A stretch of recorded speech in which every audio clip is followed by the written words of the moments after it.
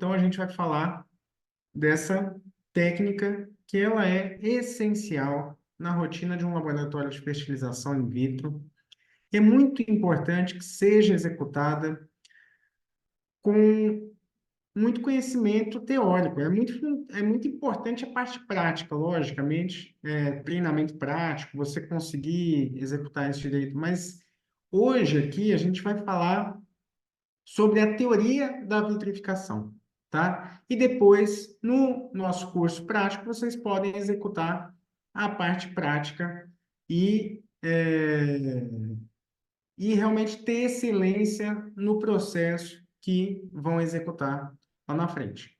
Então, eu me chamo Bernardo Moura, eu sou embriologista há 20 anos, sou diretor sócio-fundador da Embriológica, consultoria e educação, e estou também como presidente da Associação Brasileira de Embriologia, que é a Pronúcleo. Se você não faz parte, não conhece a Pronúcleo, entra lá pronúcleo.com.br, e se associe, tá? Faça parte dessa comunidade de embriologistas e vamos defender esse nosso ideal em conjunto, tá? Mas, então, vamos lá, dando início à nossa aula aqui de hoje.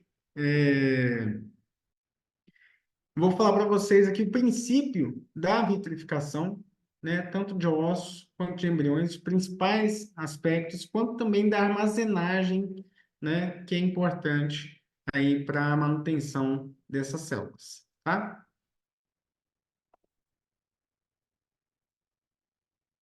Bom, um primeiro princípio e fundamental princípio para que a gente tenha sucesso no processo de congelamento é o da desidratação. Ou seja, o que significa isso? Exatamente, a gente conseguir tirar a água de dentro da célula. Lembrando que as células do nosso corpo, elas têm cerca de 75% da composição celular é feita de água.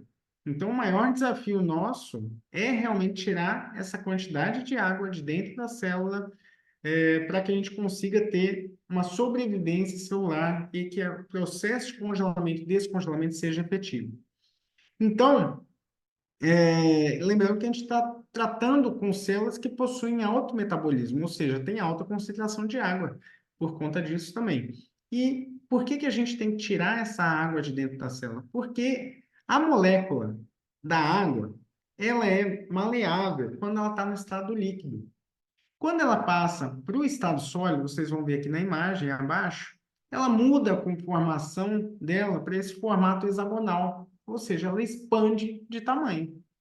Então, nesse processo de expansão de tamanho, tenho certeza que muita gente que já deve ter esquecido uma água no freezer, cerveja no freezer, refrigerante, qualquer coisa assim, de uma noite inteira. Chega no dia seguinte, a garrafa estourou, a latinha estourou, né? Então, por que acontece? Justamente por conta dessa expansão, essa mudança na conformação da molécula. Então, ela fica nesse formato hexagonal, ocupa maior área e isso ela expande. Então, rompe a embalagem que está lá. E a mesma coisa na célula, ela também rompe a membrana dela. Sendo que também ela muda essa conformação e tem esse formato também de espículas, né? Que é aquele clássico, né? Formato de um cristal de gelo que a gente vê nos desenhos animados, né? Na Frozen, esse tipo de coisa. E isso também provoca dano celular. Então, a gente não quer ter formação de cristais de gelo, tá? Nem no nosso processo. Então, a gente tem que fazer um processo de desidratação. Mas como que a gente faz isso, então, para tirar a água da célula? São os protocolos que a gente tem hoje de congelamento, são baseados nesse princípio. Então, como que tira a água da célula? Por diferença de osmolaridade. Então, a gente tem um processo de osmose onde você coloca uma célula no meio com maior concentração. Qual que é a tendência? Porque sempre a gente tem um processo de equilíbrio, né? De tender ao equilíbrio. Então, a sua célula que está menos concentrada perde água para tentar diluir aquele meio que está mais concentrado e, em contrapartida, entra, né, a solução de mais concentração para dentro da célula. Então, sempre buscando esse equilíbrio. Esse princípio da osmose é o princípio fundamental do nosso processo de preparação dessa célula para que seja congelada. Então, como que a gente vai fazer isso nesse meio que é autoconcentrado? Com crioprotetores. E o que são essas soluções, essas soluções crioprotetores, né? A gente tem crioprotetores de dois níveis. Os intracelulares, que possuem baixo peso molecular e que eles são permeáveis à membrana, ou seja, eles conseguem penetrar e entrar dentro da célula mesmo. Então, por exemplo, o glicerol, o DMSO, propanediol, etileno glicol e outras amidas também. E vocês vão ver aqui ou seja, o propanediol e etileno glicol são substâncias alcoólicas. E aí você também faz uma correlação com quando a gente deixa uma garrafa de vodka, de cachaça, de soluções que têm alto nível de teor alcoólico, né? Elas não congelam. Por que que não congelam? Porque o ponto de congelamento do álcool é diferente da água. E isso também ajuda a gente no nosso processo de congelamento.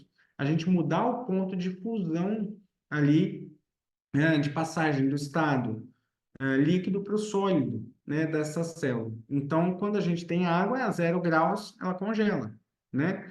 Agora, o álcool, ele tem outro ponto de congelamento, que é a -10, enfim. É, é outra temperatura, tá? Então, isso também ajuda no processo de sobrevivência dessa célula. Então, a gente coloca o álcool para dentro, muda o ponto de fusão e a gente consegue estabilizar melhor as organelas e a célula como um todo. E tem os crioprotetores extracelulares, que têm elevado peso molecular e não penetram a membrana. Ou seja, só ficam ali ao redor, como se envolvessem realmente a célula, dando também estabilidade para que ela não se rompa. Tá? Então, a gente tem principalmente açúcares que fazem esse papel, que é a sucrose, a trehalose e outras substâncias também, como o PVP, o dextran. Tá? Então, como se dá esse processo, só para vocês entenderem aqui nesse slide, se a gente se a gente tiver uma solução com baixa concentração de crioprotetor intracelular, a gente não vai ter uma troca efetiva, tá? Ou seja, tenho baixa osmolaridade, muitas vezes no meu meio, não vai sair toda a água que preciso que saia nessa troca para um ponto de equilíbrio. Ou seja, vai sobrar água dentro da minha célula e a gente vai ter formação de cristais de gelo dentro dela. Ou seja, vai ter estruturas danificadas, danos celulares ali. Também, se eu tiver uma concentração muito alta, eu colocar ele num meio hiperosmótico, tá? Muito possivelmente eu vou colocar essa minha célula lá dentro, pode até explodir. Por quê? Porque a troca de água vai ser tão rápida que pode explodir a célula, pode danificar essa célula também, tá? Por conta desse choque osmótico que a gente vai ter. Agora a gente já tem, né, isso já tem um consenso sobre isso, sobre qual é a concentração ideal dos meios de vitrificação, de crioprotetores que a gente tem nessas soluções, que fazem essa troca equilibrada sem danificar as células, né? Então, a gente tem hoje já padronizado isso, qual seria a concentração. E aqui está o protocolo ideal, né, de osmolaridade e toxicidade aí dos crioprotetores. Então, se você um dia quiser, na sua clínica, realizar, produzir uma solução de vitrificação, protocolo, eu estou dando aqui para vocês agora. Né? Isso também a gente pode fazer no curso prático, a gente pode ensinar vocês a prepararem as próprias soluções também de vitrificação, né? Isso a gente acaba ensinando sempre os nossos alunos, e eu gosto de falar sempre essa base teórica aqui, porque assim, hoje cerca de 86% dos alunos da embriológica estão empregados em laboratórios aí no Brasil. Então, isso é muito interessante porque a gente realmente tem conseguido dar uma boa formação para esses alunos que tem permitido eles conquistarem seu espaço no mercado de trabalho, né? Então, faz toda a diferença realmente saber essa teoria bem feita, vamos dizer assim, que eu tenho certeza que muita gente por aí não sabe, que já está há muitos anos no mercado, tá? E também a parte prática, aliar isso com a parte prática. Então, isso é muito bacana.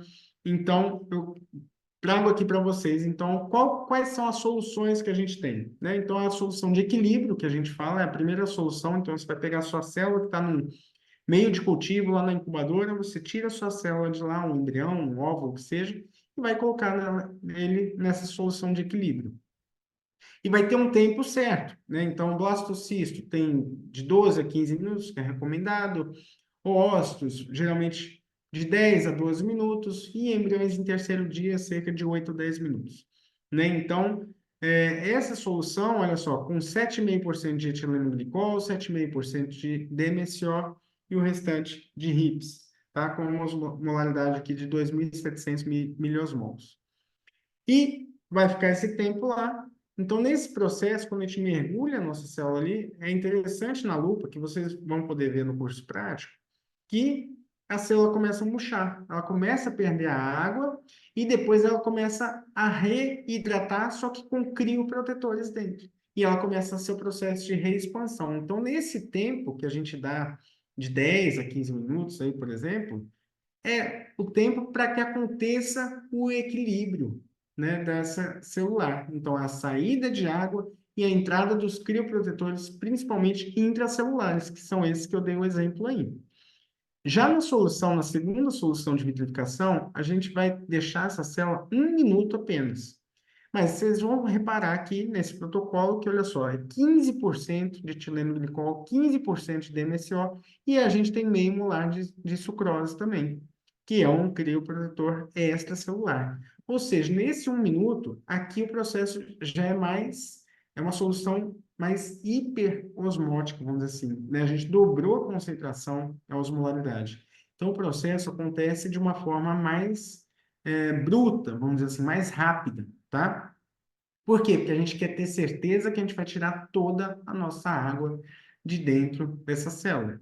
Ou seja, só que agora eu já tenho crioprotetores intracelulares lá dentro, tá? Então, eles conferem maior estabilidade às organelas, todas as estruturas celulares, nesse processo que agora ele é mais rápido, né? Mais bruto, vamos dizer assim, tá? E a gente tem também um crioprotetor que é extracelular, que também ajuda a conferir maior estabilidade de membrana. E aí, passa 1 minuto nessa solução de vitrificação, a gente vai colocar numa haste e mergulha diretamente no nitrogênio.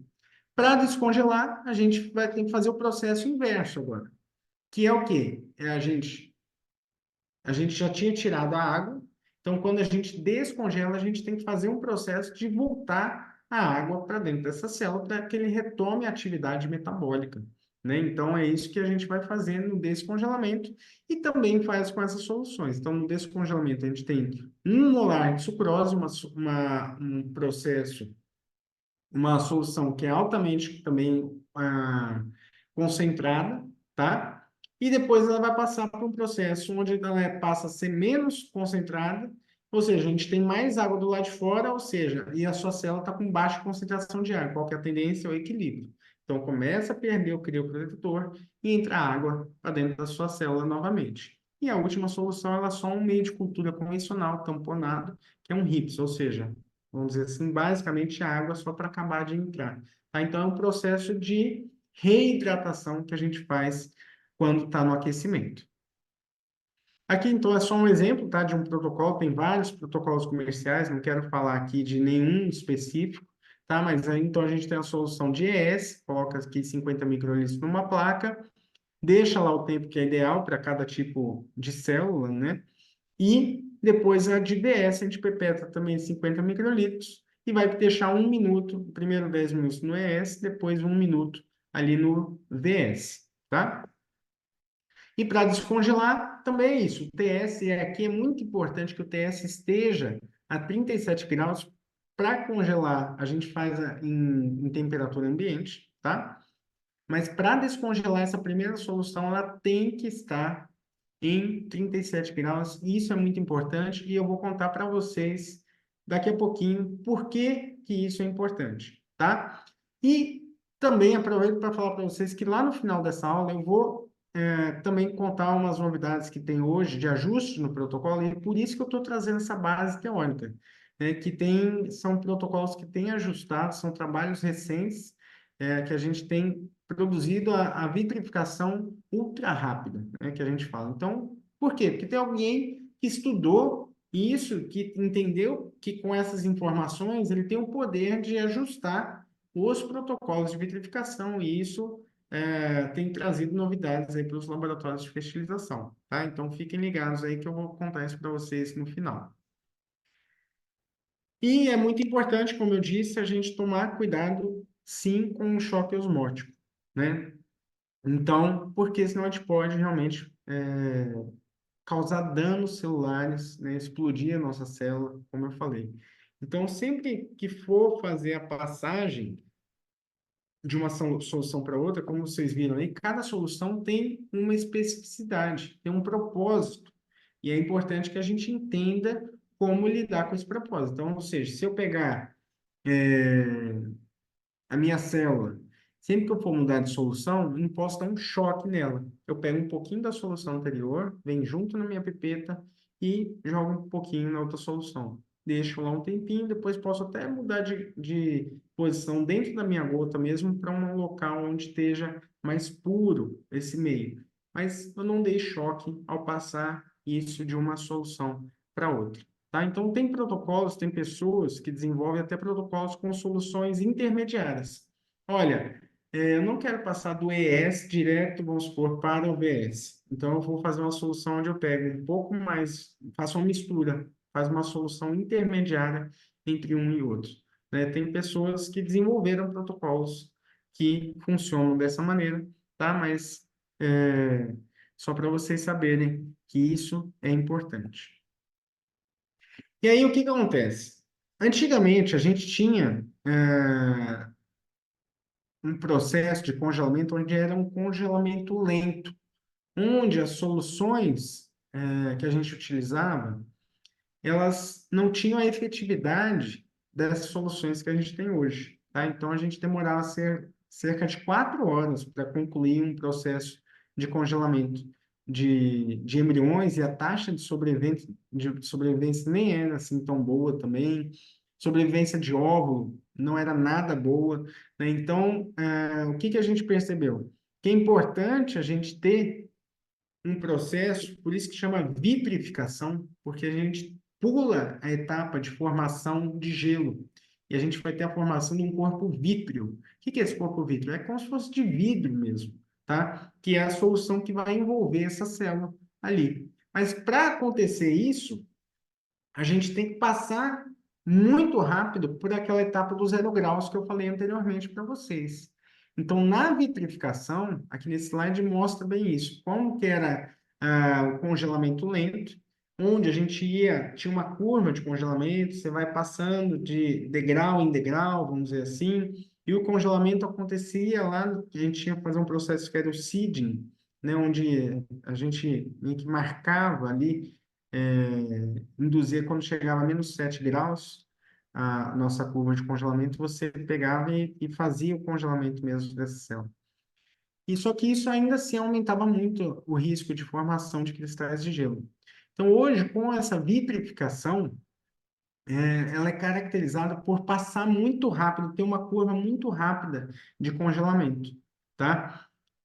Quanto que é essa curva? Vocês estão vendo aqui na minha tela? -20.000 graus Celsius por minuto. Por quê? Porque a gente sai de uma temperatura ambiente de 22, 23 graus Celsius e vai mergulhar diretamente essa célula, né, após fazer aquele processo das soluções que eu expliquei para vocês. A gente mergulha ela direto no nitrogênio líquido. Qual que é a temperatura do nitrogênio líquido? -196 graus Celsius.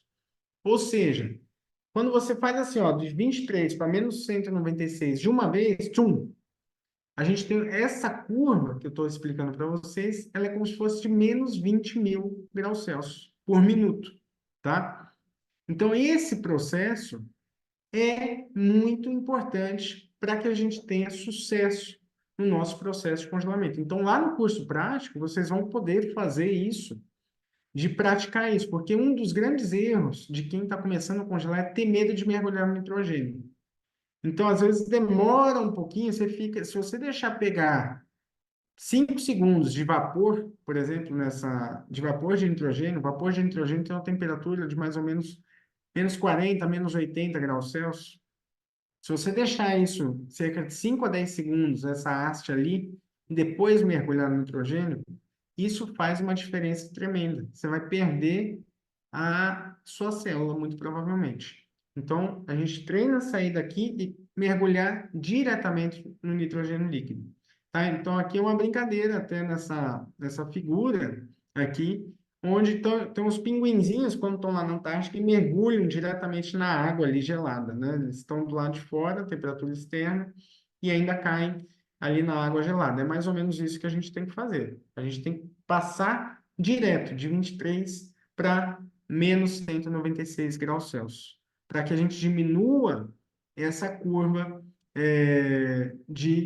a gente acelere, na verdade, essa curva de congelamento, tá? Agora, o processo mais importante do que fazer essa curva correta para congelar é no descongelamento, gente.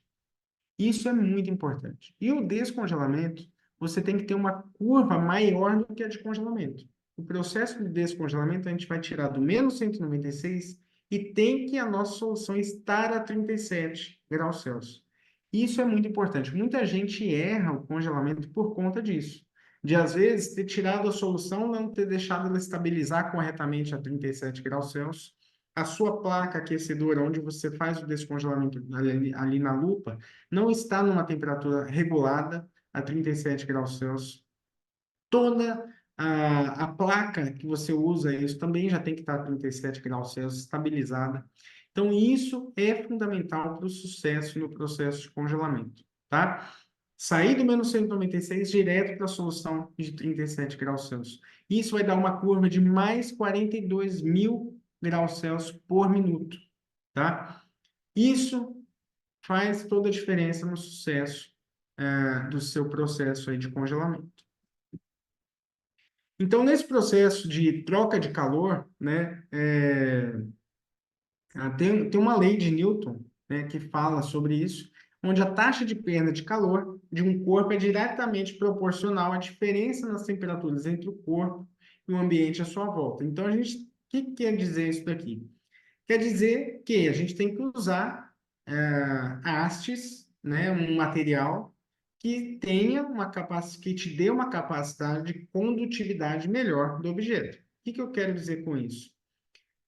Que, dependendo do volume de solução, né, de crioprotetor que você colocar na sua haste, então aqui, para quem nunca viu, isso aqui é uma haste de vitrificação, que está aqui na imagem aqui do lado esquerdo, e a gente está no processo de congelamento. Então, aqui tem uma pipeta, onde estão os embriões dentro dessa pipeta, a gente tira ali da solução e vai colocar nessa haste. Aqui do lado direito, a gente tem a imagem aumentada dessa haste e a visão da lupa do embriologista. Então, a gente vê a distância, a quantidade de meio que a gente coloca em volta da nossa célula, e isso vai impactar. Por quê? Porque o congelamento vem de fora, né? Ali e vai até atingir o centro dessa célula. Os tempos são diferentes, tá? Então é muito importante que a gente tenha essa noção de que a troca de calor ela vai impactar também no nosso sucesso dessa célula. Ou seja, quando a gente faz isso, é importante você considerar a espessura do material que você está utilizando. Porque no mercado a gente tem várias hastes de congelamento, vários fabricantes. Você tem hastes que são grossas. Por que é importante isso? Peguei duas fotos aqui, tá? Se eu pegar esse bife aqui, o filé inteiro, não está em bife, tá? Mas eu vou pegar um filé inteiro, vou colocar na chapa. Se eu deixar, sei lá, 2 minutos de cada lado e eu fizer um corte nesse bife, eu vou ter esse meio, o meio do meu bife ainda vai estar cru. Vocês concordam comigo? Por quê? Porque não deu tempo de chegar o calor de maneira uniforme lá no centro desse bife. Por quê? Por conta da estrutura, da espessura desse bife, desse filé aqui, tá? Um exemplo. Agora, se eu pegar um bife aqui, ó, fininho, pego essa peça que eu tinha aqui de carne e vou cortar ela fininha, né? E aí eu vou deixar 2 minutos de cada lado. Vocês concordam comigo que talvez 2 minutos já seja suficiente para essa carne ter atingido a temperatura por igual? Porque ela está mais fina. Então, a gente utilizar materiais que sejam finos, vamos dizer assim, permite a gente uma troca de calor mais veloz do que materiais que tenham uma espessura maior, tá? Então, é muito importante considerar isso, por quê? Porque a troca de calor vai ser mais veloz numa haste mais fina, como eu estou mostrando aqui para vocês, tá? E considerar também o meio que está em volta, porque também, senão, sempre o processo de congelamento, a gente vai diminuir a superfície de contato da nossa célula com o meio externo, tá? Com o nitrogênio. Então, essa quantidade de meio da haste também é importante. Não pode ser muito pouco e nem exacerbado, tá? Então, é importante a gente achar um meio do caminho. Por que não pode ser muito pouca? Você está falando que é muito importante ter, e realmente, olha, gente, quando começou o processo de congelamento, a gente aprendeu que era importante secar a haste, não podia ficar muito. Então, todo mundo secava a haste e tudo mais. Mas vamos fazer o seguinte, uma vez uma pessoa, um curso que eu fiz, uma pessoa me falou assim, faz o seguinte, mergulha seu dedo diretamente no nitrogênio. Vocês já fizeram isso? Alguém já fez isso? Todo embriologista geralmente já queimou o dedo no nitrogênio. Por quê? Porque realmente queima, a temperatura muito baixa, ela queima a nossa célula antes de congelar. Então, primeiro ela queima, depois ela congela. Se a gente fizer isso, sem secar muito a nossa haste, vai acontecer exatamente isso. A nossa célula vai queimar antes de congelar e a gente também perde a nossa célula. Então, é muito importante a prática para que vocês consigam entender o que eu estou falando aqui para vocês agora, da quantidade de meio que é ideal para que você não consiga, você não seque demais a haste e nem deixe muito meio que atrapalhe essa troca de calor, tá bom? Então, qual que é o ideal? Olha só, aqui eu fiz uma ilustração para vocês. Na primeira figura aqui de cima, eu coloquei bastante meio. Então, imagine que ao redor aqui a gente tem um nitrogênio. Eu tenho toda a temperatura fria, até chegar aqui no meio da minha célula, ela vai demorar mais para chegar, tá? E aqui embaixo eu tenho dois exemplos de congelamento ideal, ou seja, eu diminuo a minha superfície de contato com as minhas células, ponho menos meio, congelo também, coloco as minhas células separadas na haste, isso é muito importante, eu vou explicar para vocês já já por quê. E na outra solução eu coloquei até as duas mais juntinhas, mas eu espalhei um pouco mais, eu diluí e diminuí a superfície de contato, tá? Então, a primeira que não é ideal, você deixa uma bolha, vamos dizer assim, com muito meio de cultura em cima da sua célula, porque isso vai atrapalhar essa troca de calor. É a história do filé grandão lá que eu expliquei. E embaixo seria o ideal de quantidade de meio que a gente tem para cada célula.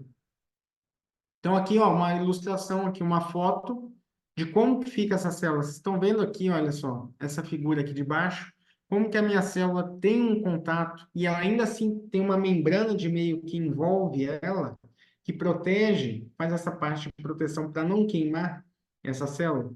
Então, isso é o ideal que a gente busca aqui. Tá vendo os quatro? A gente tem 5 pontinhos de células aqui, olha só, mas na ponta da minha haste, ou seja, aqui o embriologista veio com a quantidade de meio em cima e puxa um e coloca aqui, com menos volume. Depois puxa o outro, coloca ali, do outro, então. Então, você tira o excesso de meio ali na parte de cima da haste e coloca as células com menos meio, uma separadinha da outra, e que vai dar aquele aspecto que eu falei antes aqui para vocês na ilustração. Tá?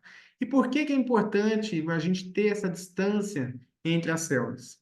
Porque, pensa aqui comigo, se eu tenho uma célula separada da outra, eu tenho nitrogênio sendo capaz, eu tenho capacidade de troca de calor todo em volta dessa célula, porque ela está isolada uma com a outra. Se eu tenho dois corpos encostados um com o outro, eu vou ter um ponto de contato deles onde a minha troca de calor vai ser prejudicada. Ela não vai ser uniforme. Eu tenho troca de calor daqui, aqui e aqui, tá? Ou seja, o congelamento está acontecendo aqui, aqui, aqui, mas onde elas estão em contato vai demorar mais para congelar. Então, a gente pode ter perda celular regionalizada, localizada, num processo de congelamento, porque se deixou uma célula em contato com a outra. Então, é importante que essas células estejam separadas na hora do congelamento. Você coloca, vou congelar três, beleza, coloca uma aqui, outra ali, para que você tenha uniformidade no processo de troca de calor e esse congelamento aconteça de maneira mais efetiva, tá? Igualitária em todas as áreas da sua célula. E aqui eu levo em consideração aquela questão da espessura da haste também. Ó, a gente tem uma base aqui onde a sua célula está em contato. Se essa haste for muito grossa aqui embaixo, ó, essa parte de baixo da minha célula também vai demorar mais para trocar calor. Então, por isso que eu falei que o material tem que ser fino também, tá? E aqui eu falei da escolha da haste, enfim, a gente tem várias hastes comerciais aí no mercado. Tem umas que tem um corte aqui na ponta, esse corte é interessante, por quê? Porque te ajuda a colocar a capinha depois, né, sem você envergar a sua haste, né? Então, o ideal é que tenha isso, porque a quadradinha, se ela for totalmente reta, às vezes você vai encapar ela, ela bate na ponta, ela dobra. Então, quando acontece esse processo de dobra da nossa haste, é como se fosse uma forminha de gelo. Sabe quando você pega a forminha de gelo e gira assim, ó, para poder soltar o gelo, né? Acontece a mesma coisa. Pode trincar o gelo e danificar a nossa célula também, tá bom? Então é importante você fazer uma boa escolha dos materiais que a gente tem disponíveis aí no mercado, né? Então, esse processo, né, de congelamento, a gente tem vários riscos envolvidos nele, que são esses riscos teóricos que eu estou falando aqui para vocês. Então, a gente pode ter um processo de intolerância osmótica, que é esse choque osmótico que eu falei para vocês. A gente tem a questão de toxicidade do crioprotetor. Os crioprotetores podem sim ser tóxicos, por isso a gente tem uma temperatura ideal para congelar, né? E para que esse crioprotetor não seja tóxico, a gente tem um tempo também de congelamento de cada solução para que não tenha toxicidade celular. A gente tem que tomar cuidado com também essa questão do choque da temperatura, que é importante que seja, e não que a gente faça uma curva muito lenta, então a gente tem que ter alguns choques, como eu falei ali para vocês. A curva tem que ser a menos 20 mil graus Celsius, o aquecimento a 42 mil graus Celsius, tá? Para que a gente tenha menos dano celular e diminua a formação de cristais de gelo, tanto num processo quanto no outro, para que a gente mantenha a integridade da membrana de organelas, da composição intracelular da nossa célula, tá bom? E aí eu quero falar aqui para vocês de um outro ponto que é muito importante, que quase ninguém fala. Então, a gente chama de criogovernança, ou seja, quais os cuidados que a gente tem que ter no armazenamento desses embriões e gametas, tá? Então, fizemos lá a nossa haste, identificamos bonitinha, fez todo o processo de congelamento, tudo mais, e colocou no botijão.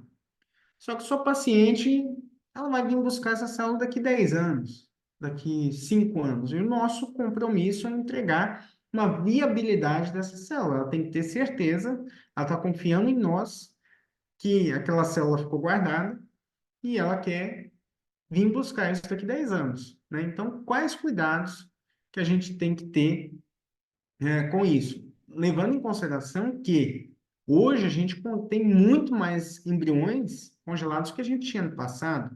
Hoje, cerca de 30, 40% dos ciclos que são feitos nas clínicas de fertilização são ciclos simplesmente de congelamento de óvulos. Pacientes que estão vindo porque querem garantir a sua maternidade no futuro, querem preservar a sua fertilidade.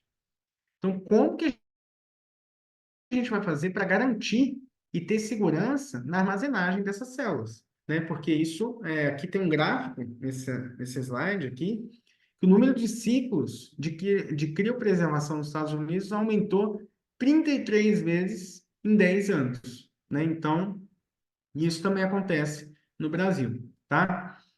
E aí, a gente teve uma notícia dessa daqui, olha, que aconteceu, acho que em 2015, se não me engano, Não, foi depois, acho que foi por aí, 17, 18 talvez. Problema em container de nitrogênio de clínica de fertilização danifica mais de 2.000 óvulos e embriões nos Estados Unidos. Vocês já pensaram ter um botijão que estoura, quebra no meio da noite? Isso pode acontecer, foi o que aconteceu nesse caso. E aí você chega no dia seguinte no seu laboratório, aquele botijão vazio, as amostras todas em temperatura ambiente, né? E, e você não tem o que fazer. Você perdeu tudo ali. Se isso acontecer, você perdeu todas as amostras. E a questão é o seguinte: como que você vai falar isso para os pacientes? E como que você faz para reembolsar os pacientes disso? Porque é um material tão valioso que a gente não tem preço. Simplesmente falar assim, olha, quebrou, perdeu, vou te devolver o valor que você pagou na época. Ela falou assim, poxa, mas na época eu tinha ovário, hoje eu nem tenho mais. Eu congelei porque eu estava num processo de câncer, sei lá, e eu confiei em vocês isso. Você nem tem como devolver um material biológico, né? Então, é muito importante a gente pensar sobre isso. Quão seguro está nosso processo de armazenagem, né? Então, aqui tem uma aula que foi dada pelo Peter Nagy, um grande pesquisador, um grande cientista e renomado na nossa área, onde ele fala que a gente tentar reconhecer quais são as possibilidades de falha dos nossos botijões de nitrogênio. Então, o botijão de nitrogênio é como se fosse uma garrafa térmica, gente. A gente tem aqui dentro dele, uma área que é onde fica, ela é composta, vamos dizer assim, por uma parte metálica, onde suporta altas temperaturas, né? Baixas, ultra baixas temperaturas, na verdade. E em volta dele a gente tem como se fosse um vácuo e também é protegido com isopor ali em volta, né? Uma manta, onde faz um isolamento térmico com o meio externo, tá? E esse vácuo que também impede essa troca, né, de calor, tá? Então é como se fosse uma garrafa térmica gigante. Se você estourar esse vácuo, né, que é essa peça que eu estou mostrando aqui na imagem, seu botijão, se ele perder isso aí, tiver um furo, romper, qualquer coisa assim, que pode acontecer, você começa a ter uma troca de ar, você tem uma penetração de ar dentro e começa a ter perda de calor ali, penetração na sua manta e troca de calor com o meio externo, tá? Então você perde o isolante que tinha na sua camada interna do botijão. Então, a Embryologica possui um sistema que chama SensorLab, né, que é uma espécie que é um termômetro que coloca dentro do botijão, onde a gente consegue monitorar o que está acontecendo. Então, se sair da curva, por exemplo, se sair de menos 196, está lá menos 200 graus Celsius. Se isso baixar para menos 194, por exemplo, eu já sou notificado, tem um telefone que é, que eu recebo mensagem de texto aqui já no meu telefone através desse sistema, desse Sensor Lab, e outras 5 pessoas também vão receber mensagem de texto e por e-mail também que tem alguma coisa errada com o meu botijão. Então, isso é uma ferramenta que existe hoje no mercado, que é muito importante que você tenha no seu laboratório para monitorar a temperatura dos botijões, assim como de incubadores. Então, a gente consegue monitorar tudo o que acontece no laboratório através desse sistema. E aí, uma vez eu fiz um teste onde a gente imitou, tá? Eu peguei um botijão, tinha lá a temperatura, e aí eu fui esvaziando esse botijão até zerar totalmente o nível de nitrogênio líquido que eu tinha dentro desse botijão. Então, foi interessante nesse teste que eu fiz que,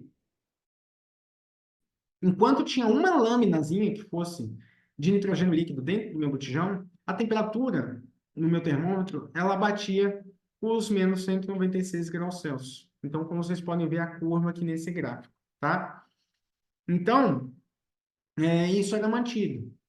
Então, beleza, seu botijão começou a vazar, ele vai mantendo a temperatura normal, você não vai nem perceber que ele está vazando. Então, isso é um perigo por conta disso.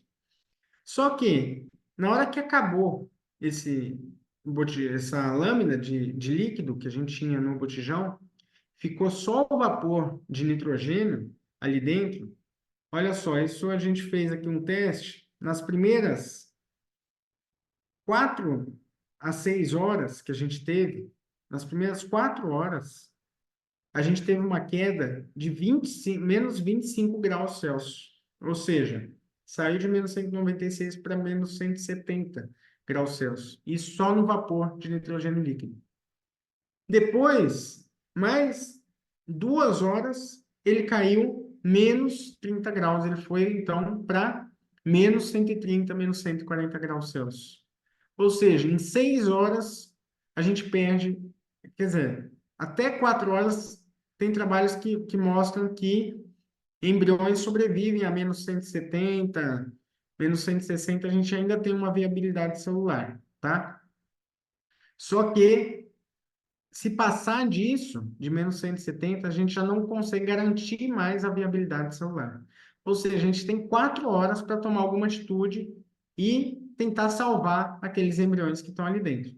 Então, é muito importante que a gente tenha um plano de ação de emergência para quando isso acontecer. Você tem que ter para onde transferir esse material e manter eles a menos 196 novamente, tá? Porque senão a gente, mesmo a menos 170, menos 150 graus Celsius, tem trabalhos que mostram que a gente já perde viabilidade celular. A gente não consegue depois garantir a sobrevivência dessas células, tá bom? E aí, nessa aula do Peter Marge, eles fizeram um teste onde eles romperam o vácuo, tá? Do nitrogênio, então fazendo só um furo na camada externa, rompendo ali o vácuo, e um outro como se estivesse rompendo aquela camada interna mesmo do botijão de nitrogênio, que eu falei que é aquela camada metálica, né? Da garrafa térmica. Então, eles fizeram um furo ali. Então, isso eles foram medindo depois de tempos em tempos a temperatura para ver quanto tempo tinha a viabilidade celular, quanto tempo você perdia, né, o nível de nitrogênio líquido, isso era perdido, tá? Então, eles foram mostrando aqui que os níveis de nitrogênio líquido que saem de 38 centímetros que a gente tinha de nitrogênio líquido dentro do botijão foram perdidos aqui, ó. Isso foi a meio de 48, perdeu metade às 8 horas da noite. Então, 8 horas após, já caiu em 50% a taxa de evaporação, é, já caiu em 50, aumentou, né? Aí caiu em 50% o volume de nitrogênio. E depois, basicamente 24 horas após, você perdeu antes menos 24 horas, né? Então, às 9 horas do dia seguinte, você tinha 1 centímetro somente de nitrogênio dentro do seu botijão. Então, ali, só 24 horas depois é que a gente receberia uma notificação, a gente teria uma alteração na temperatura do nosso botijão, né? E isso é interessante, eles vão falando o que aconteciam também com como que percebia isso, o impacto disso no nosso botijão. Então, até, olha só, não, a gente não tinha manifestação nenhuma de, de que tinha formação de gelo ao redor desse botijão, que estava perdendo. Você só vai ver isso lá embaixo, olha só. Eles vão falando aqui que só quando o vácuo perde mesmo a capacidade dele, onde a gente começa a perder temperatura interna desse botijão, é que começa a formar cristais de gelo do lado de fora, que dá algum sinal que tem algo errado com aquele botijão, tá? Então, isso diminui muito o nosso tempo de ação para que a gente tome alguma atitude, né? Então, isso é muito perigoso. Por isso que a gente tem que pensar nessa questão da criogovernança. E eles vão falando também sobre a questão da temperatura e fala sobre isso, que o tanque, ele chegou numa temperatura externa, vamos dizer assim, num nível muito rápido. Então, ele ficou, olha só, equivalente, né? Justamente em poucas horas ele atingiu ali um equilíbrio com a temperatura externa. Tá? E isso aumenta muito a troca de calor e a perda de nitrogênio foi muito significativa. E aí eles desenvolveram um sistema que chama Criosentinela, né? Uma câmera com infravermelhos que coloca dentro da sala e fica monitorando os seus botijões, a temperatura dos botijões, né? Conforme a avaliação. E também do mesmo sistema ali do nosso, que a gente tem um sensor de temperatura, isso aqui também é, só que é um sensor, assim, um monitoramento ambiente, onde fica registrando ali a temperatura de todos os botijões. Então, quando identifica que modificou a temperatura de algum desses botijões, ele gera também um sistema de alarme e disparo, né, de alarme aí para as pessoas envolvidas para que seja feita alguma coisa, né? Então, isso é muito importante, tá? Então, por quê? Porque ele consegue perceber essa troca de temperatura com o ambiente aumentada e ver que está aquecendo mais um determinado botijão. Então, até mais rápido do que um simples termômetro, porque enquanto tiver uma lâmina de nitrogênio dentro, o termômetro vai estar marcando menos 5,96. Então, você tem um sistema que identifica a troca de calor para o lado de fora desse botijão também é muito importante, tá? E aí, quero trazer aqui para vocês, já acabando a aula, né, que é muito importante, isso vocês vão conquistar com o tempo, né, fazer a gestão do tempo de vocês como embriologista. E aí eu coloco um desafio aqui para vocês, que é do nível avançado, para quem fizer o curso da embriológica, de congelamento. No segundo dia de curso, a gente vai colocar um desafio para vocês de congelar 21 ócitos ou embriões em menos de 20 minutos. Eu vou dar a dica aqui para vocês como vocês vão fazer isso. Então, olha só, é um desafio muito grande para o embriologista, quando a gente tem muitos procedimentos no dia, né, um laboratório de alta performance, você tem pacientes que você tem que congelar 50 óvulos. Imagina vocês, igual eu falei ali para vocês, olha, cada etapa do processo, aqui a etapa do ES dura 10 minutos. E aí você vai pegar 3 óvulos, geralmente se congela cerca de 3 óvulos por vez, e aí você vai colocar no ES, aí vai esperar 10 minutos, aí depois você vai colocar lá, fazer o VS, congelou. Aí você vai pegar outros 3. Ou seja, uma paciente com 50 óvulos, quantas horas você vai demorar para congelar ela? Então, depois talvez você tenha outra com mais 50 óvulos. Então, é importante, muito importante o embriologista ter essa noção de gestão de tempo.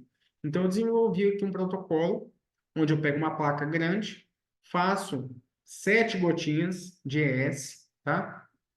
Divido ali, né? Faço riscos ali na placa, separo ela, identifico. Faço 7 gotinhas de ES e a gente vai fazer o seguinte: você vai colocar as suas 3 células na gota 1 do ES, vai começar a contar o tempo ali. Passados 70 segundos, você vai fazer a outra gota de ES e vai colocar mais 3 células nessa gota de ES, na segunda gota. Passado mais 70 segundos, você vai colocar outras 3 células ali. E assim por diante, vocês vão fazendo isso até 7 gotas. Olha só, então eu consegui aqui 21 óvulos, tá? Em 8 minutos eu já coloquei todos no ES. Por que 70 segundos? Porque é o tempo que eu tenho do VS. No VS eu não falei que era 1 minuto de VS? Ou seja, é o tempo de eu tirar do ES, deixar 1 minuto no VS, colocar na minha haste, mergulhar no nitrogênio. A hora que eu fizer isso, eu já vou para a minha segunda gota, porque a hora que eu congelar o primeiro, já está dando o intervalo de eu fazer do tempo das minhas células da segunda gota. A hora que eu acabar de congelar as células da segunda gota, já está dando o intervalo de tempo da terceira. Então, eu vou numa sequencial, tá? Então, eu vou fazendo basicamente as 21 ao mesmo tempo, tá? E enquanto eu estou fazendo uma, vai dando o tempo de uma da outra. Então, com isso, eu vou tendo uma sequência de congelamento onde eu ganho tempo. Então, é muito importante que vocês depois pensem sobre isso e treinem bastante para que consiga colocar isso na rotina de vocês. Isso faz toda a diferença aí na vida profissional de vocês. Mas para conseguir fazer isso, você tem que estar dominando todo esse processo que eu mostrei aqui ao longo dessa aula. Mas fica o desafio para vocês, para quem quiser praticar bastante no curso da embriológica, vocês consigam executar isso daqui e façam ainda além. O primeiro que conseguir executar isso aqui no curso, eu vou dar um presente para vocês, um livro de presente de embriologia que vocês vão ganhar de presente. Então, fica o desafio aí para vocês praticarem. Os professores da embriológica vão ensinar isso aqui para vocês, né? Mas é importante que vocês pratiquem bastante e consigam executar essas etapas aqui, tá? E aqui, conforme eu falei para vocês, tem esse trabalho recente, tá? Ele é de abril desse ano. Então, é um trabalho do Lieberman, onde ele fala, ele chama aqui, né, de tipo Velozes e Furiosos, né? Que é um processo que ele encurtou principalmente o processo de aquecimento, né, para embriões e está fazendo isso agora para óvulos também. Então, naquele processo que eu falei para vocês de aquecimento, a gente tinha a etapa do TS, depois passava no DS, depois botava no WS para depois congelar. Então, depois de 10, 15 minutos, você terminava o processo de descongelamento e colocava no cultivo. Nesse protocolo dele, ele descobriu que poderia pular aquela etapa do DS. Só fazer o TS, descongelou e colocar depois, basicamente, passa no RIPS ali um pouquinho ou já coloca depois em cultivo direto. Então, isso para embriões funciona bem. Para óvulos, não funcionou tão bem, não. Ele já está descobrindo uma outra questão, que tem que ser uma solução, na verdade, não tão com alta osmolaridade, e sim descongelar os óvulos naquela solução de DS. Então, olha só a diferença de uma célula para outra, como responde um blastocisto diferente de um óvulo, né? Então, é muito importante isso, mas eu acho muito interessante esse trabalho, essa proposta que ele está trazendo hoje de a gente repensar e encurtar os tempos no nosso processo de vitrificação. Assim, a gente também entra numa gestão de tempo melhor, encurta processos que seriam desnecessários, tudo isso com base no conhecimento teórico e validando tudo isso na prática. E está fazendo isso até para congelamento também.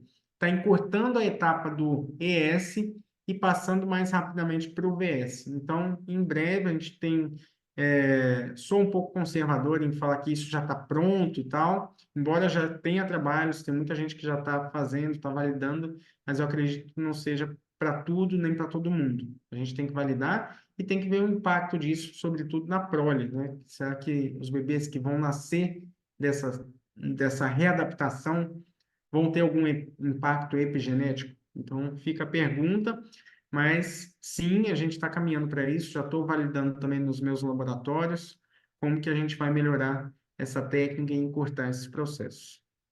E aqui eu deixo uns exercícios de fixação sobre tudo que eu falei, né? Então, respondam aí mentalmente qual o princípio fundamental no congelamento para que essa célula sobreviva. Cite 3 fatores que podem interferir na troca de calor. Qual é a velocidade de congelamento na vitrificação e por quê? Qual deve ser a velocidade de aquecimento também e por quê? Expliquei tudo isso, hein? Cite um exemplo de crioprotetor intracelular e um extracelular. Tudo isso foi falado aqui na aula. E responda também qual o único curso que vai te ensinar a vitrificar verdadeiramente. Olha lá, não me decepciona, responda tudo isso aí.